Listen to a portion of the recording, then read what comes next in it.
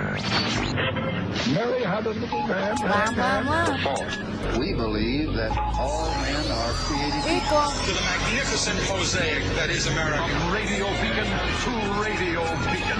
I have a dream today. Change has come to America. Believe me. Help is on the way. Knock, knock. Who's there? It's a figment of your imagination. Randi Rhodes Show. Turn up your mind. Okay, so we all know that the original sin was Michael Cohen's.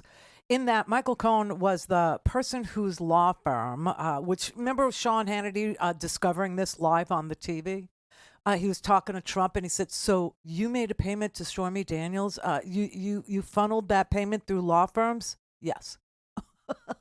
And it was Michael Cohen that was funneling the payments through his law firm. And actually, Michael Cohen ended up going to jail, but wasn't really willing to go to jail for Donald Trump, which Steve Bannon says is a must. It's a must. Now, you do have, psychos like Navarro, who could have lived a very nice life at 74 years old, going to jail today for Donald Trump. You have various other people who are willing to go to jail for Donald Trump, but Michael Cohen really not so much. And he went to a minimum security prison called Otisville in upstate New York, the only kosher prison in the feds, in the feds package of prisons. So anyway, he is going to testify. He was the one that testified to Congress. Mr. Trump is a racist. Mr. Trump is a cheat. Mr. Trump is a tax cheat. I'd like to call your attention to Exhibit 30A, right? And this is what started the ball rolling on this tax fraud and insurance fraud caper of Donald Trump's. And it produced almost $500 million worth of illegally gotten gain. And now they want it back.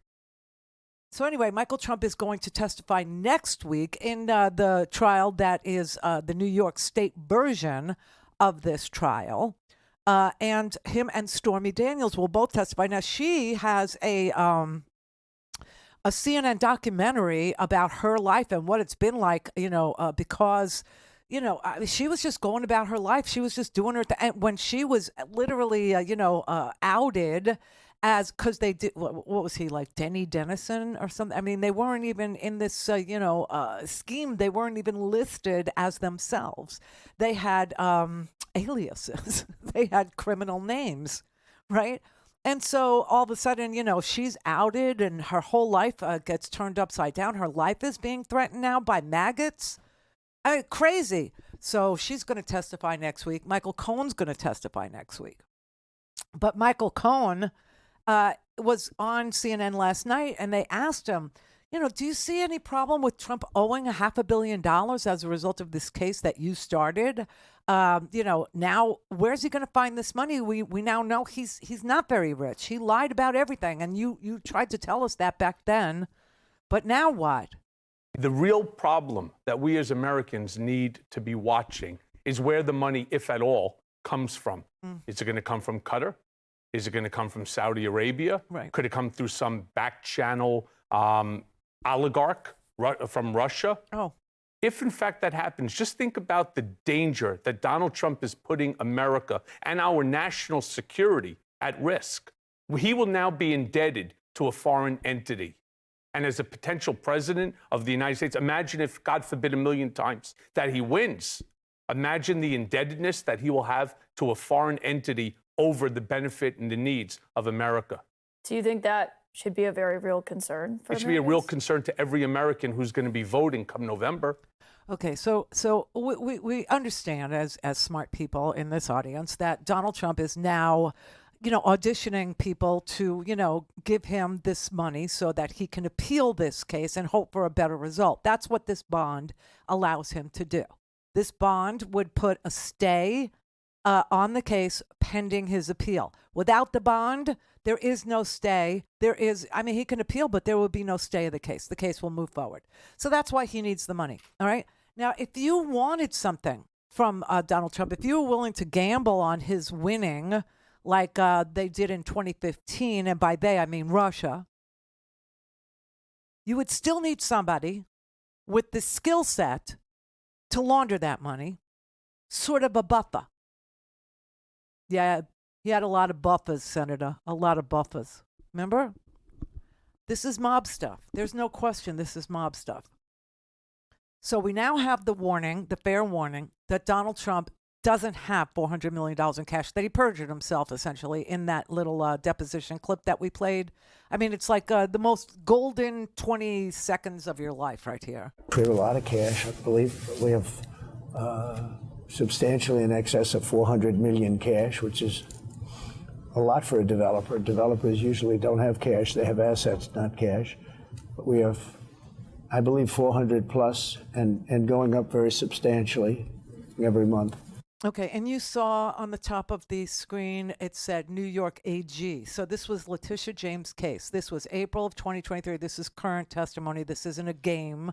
It's not a ruse. I'm not Newsmax. I'm not trying to lie to you. I'm trying to inform you. I'm trying to give you as much information as there is to have about this case. Because this case is probably the most dangerous position that we as a country have ever been in. Because you have a person who is the leader of one of the great American political parties. He is the leader of the Republican Party. He has co-opted the entire party. You know what's interesting? Just to digress just a brief moment, remember where I was. What's interesting for a brief moment is that people wonder, like, how did the Republicans back in Abraham Lincoln's day free the slaves, and now they're not Republicans, they're Democrats? How did that happen? Well, you can see the party here flipping again. You can see the Republican Party, which used to be the party of law and order, used to be the party of fiscal responsibility, used to be the party of personal responsibility. And now you see a president who is constantly claiming he's a victim. He's not responsible for anything. He wasn't responsible for COVID. He wasn't responsible for the lack of tests. He wasn't responsible for the spread of the disease. He wasn't responsible for the supply chains breaking. He wasn't responsible. He's not responsible. He takes no responsibility for the party of personal responsibility and law and order is now the party that's headed up by a man who is under federal indictment with 88 counts of felonies. 88 felonies. Felonies. We're not talking misdemeanors here.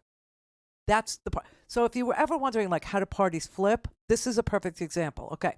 So he's now co-opted the entire party, including the Republican National Committee.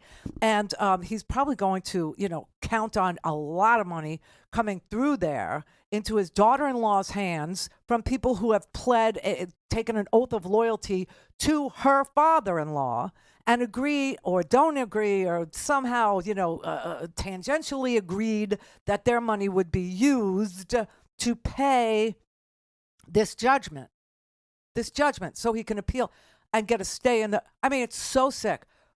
But when you look at that tape, that is current stuff, okay? He perjured. Nobody who cares about law and order would be, not speaking out about how he needs to be in jail.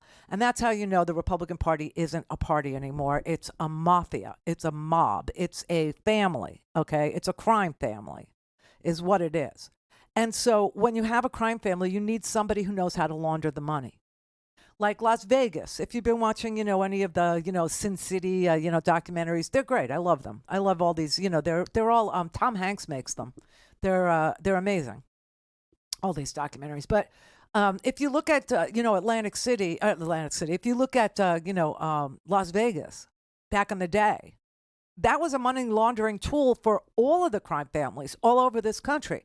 Nobody cared that one family was in St. Louis and another family was in New York and another family was in Chicago and another family was running Miami.